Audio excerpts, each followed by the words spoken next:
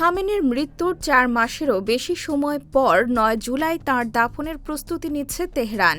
দীর্ঘ এ সময় খামেনির মরদেহ কিভাবে সংরক্ষণ করা হয়েছে তা নিয়ে প্রশ্ন উঠেছে। জর্জ ওয়াশিংটন প্রোগ্রামের চরমপন্থা বিষয়ক ও সন্ত্রাসবাদ বিরোধী বিশেষজ্ঞ ড.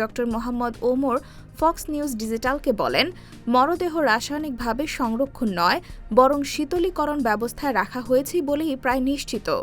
ইসলামের রাসায়নিক পদ্ধতিতে সংরক্ষণ নিষিদ্ধ। বিভিন্ন পদ্ধতিতে শিয়া আইনে দাফন বিলম্বিত করা ও শীতলীকরণের মাধ্যমে মরদেহ সংরক্ষণের অনুমতি রয়েছে। খামেনির শেষ বিদায় অনুষ্ঠানে ব্যাপক জনসমাগমের আহ্বান জানিয়েছেন ইরানের পার্লামেন্ট স্পিকার ও প্রধান আলোচক মোহাম্মদ বাঘের গালিবাফ। কর্মকর্তাদের ধারণা, শেষ বিদায় অনুষ্ঠানে ১,৫০,০০,০০০ থেকে ২ কোটি মানুষের সমাগম হতে পারে।